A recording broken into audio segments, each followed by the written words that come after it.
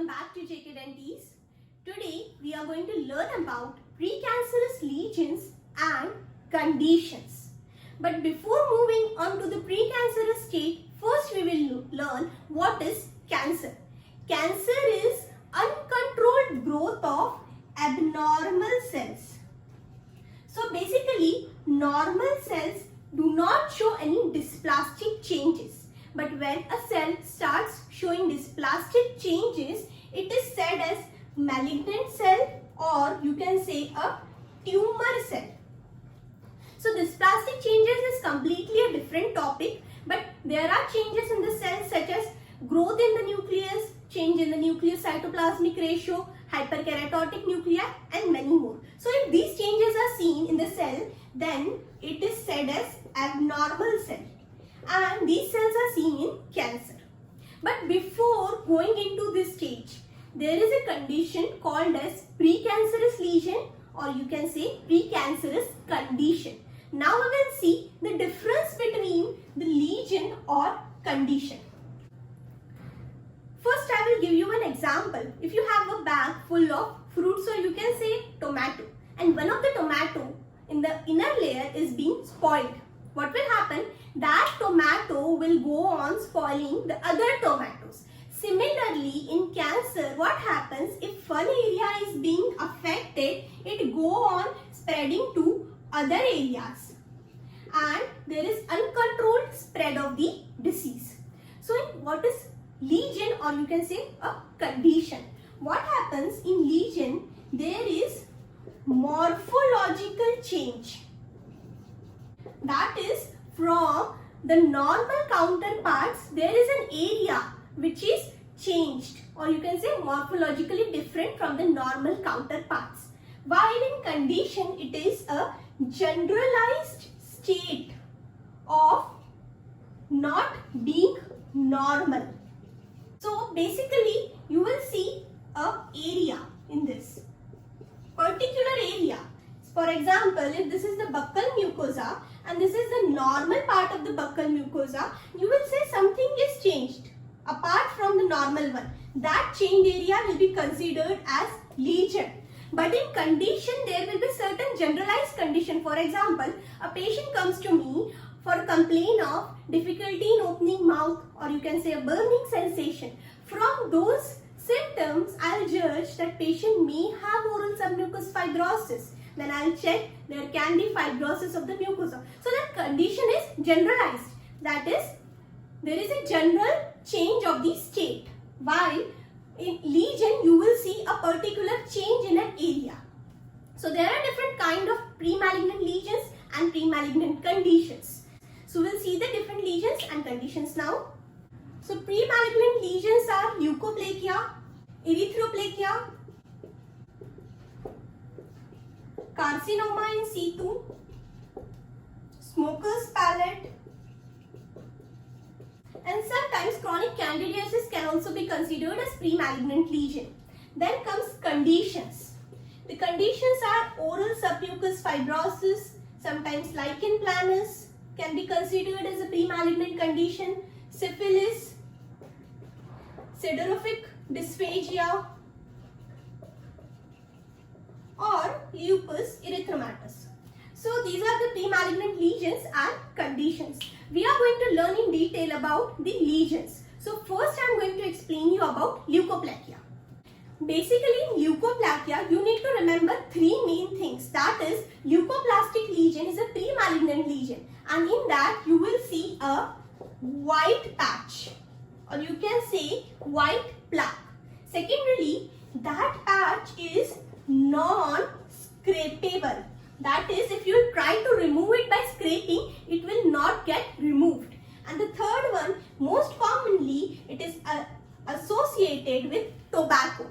While the difference between candidiasis and leukoplakia is that in candidiasis, the lesion can be scraped easily. So it is helping in differential diagnosis. That is, when it is scrapable, then it is candidiasis.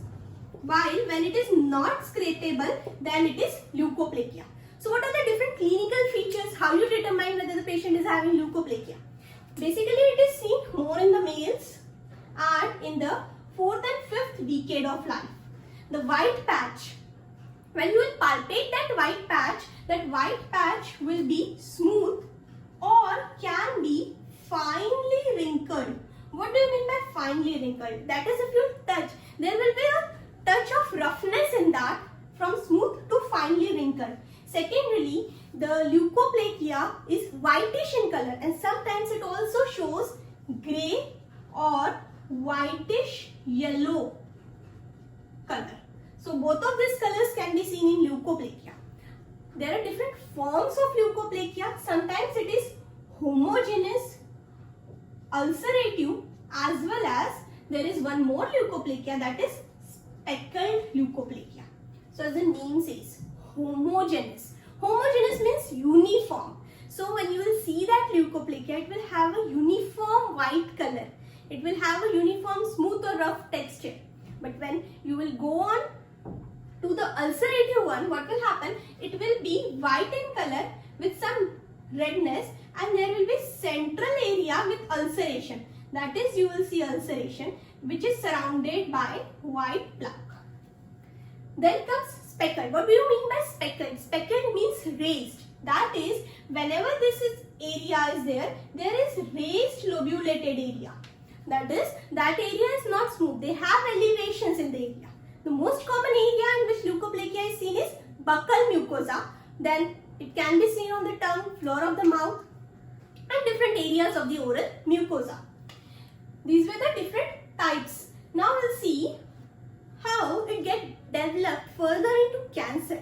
This condition is less likely to develop into cancer than erythroplakia, but it can develop into cancer by dysplastic changes. That is, there are certain changes in the cell which further forms it into cancer. So what we should do to prevent leukoplakia? First and the most important thing is stops its etiology. That is, it is caused by tobacco, alcohol, and many other etiological factors like nutritional deficiency, some dietary factors, viral infections, and many more. We need to control some habits. If the patient has habit of tobacco, we need to stop that first. Secondly, the vitamin A, that is the retinoic, is very helpful in preventing leukoplakia or in the treatment of leukoplakia.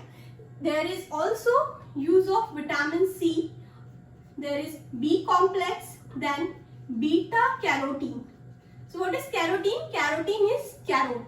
So beta carotene is also helpful in reducing leukoplakia, and if all of these fails, we can go for surgical treatment, that is surgical excision with the help of scalpel. The lesion can be excised, or we can go for electrosurgery, cryosurgery, or the laser therapy, that is CO2 laser. So this was about leukoplakia. Now we will see about erythroplakia. Next we are going to see about erythroplakia. So what is erythroplakia?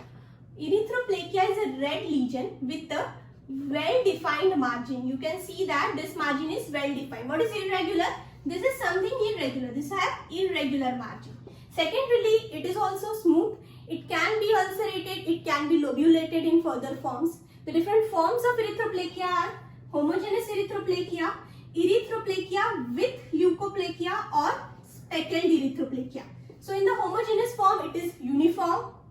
Secondarily, in erythroplakia with leukoplakia, you will see the lesion is red. There is some white spots in between the lesion, which is saying that it is combined with leukoplakia. Then there is speckled, as I have already explained you, there is a raised area, elevated area, which is seen in the speckled one. This type of condition is also seen more in the males, and it is seen in the 6th to 7th decade of life.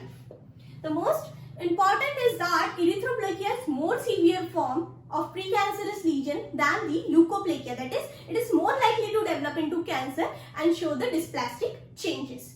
The treatment is same as the leukoplakia, that is, we can go for the medical treatment, and if it is not been treated, we can go for the surgical corrections. Comes carcinoma in situ. What does it mean? It is something that is intraepithelial spread of dysplasia, or you can say dysplastic changes. What do you mean by intraepithelial? So if this, you will see the cell layer, there is something basement membrane here, and this is connective tissue, and this is epithelium. Epithelium have different layers, that is spinosum is there there is granulosum, then there is corneum and basal. So this epithelium when shows changes, the changes is only confined till the epithelium. That is, all the dysplastic changes seen only in the epithelium. It is not invading the connective tissue as well as the basement membrane. That is, basement membrane is intact. That is, it is not being affected. In carcinoma situ, the most striking feature is that the basement membrane is intact and whole of the epithelium is being affected. It further is said to be a severe form of dysplasia which is more prone to cancer. Then condition is stomatitis nicotina, that is smoker's palate. What happens in smoker's palate? If a person is using a pipe smoker, or you can say a cigar, and he has the habit of keeping that in mouth. So the lesion is mainly seen in the region of the palate, and there are red tiny dotted spot with white area, and sometimes it can be ulcerated in the region of palate. The treatment of this condition is the avoidance of habit, that is, we need to stop the habit. Otherwise, this condition can develop into cancer, but the prevalence of changing it in cancer is less compared to the other conditions. So, we have learned about precancerous lesions, that is leukoplakia, erythroplakia, carcinoma in situ and smoker's palate. Now, we will see one more condition, that is oral submucous fibrosis, and it is not a lesion but a condition. So, what is oral submucous fibrosis? That is when a patient is using spicy food or areca nut. They are considered as main base cause of causing oral submucous fibrosis. What you see, as the name says, oral submucosa. That is, your oral mucosa get fibrosed. What do you mean by fibrosed? That is, the fibers, the mucosa which was soft becomes somewhat firm. It becomes fibrosed, and it is causing difficulty in opening the mouth. The most common feature it is seen as trismus. That is, it is the normal mouth opening, if it is to be 30 to 40 mm, it is completely reduced than less than 20 mm or less than that. That is, the patient is not able to open his mouth properly. Secondarily, there is pain in the mucosa, and there is also burning mucosa. That is, when the patient eats anything, he feels a burning sensation, he feels painful, the whole mucosa is irritating. If there is some traumatic part, like if denture is being given to some patients, such patients, then it becomes difficult for the patient to wear the denture all the time because of the submucous fibrosis. So how to treat this condition? Basically, this condition is treated by cutting the fibers. The fibrotic area is to be cut, or you can use the intralesional injections of steroids.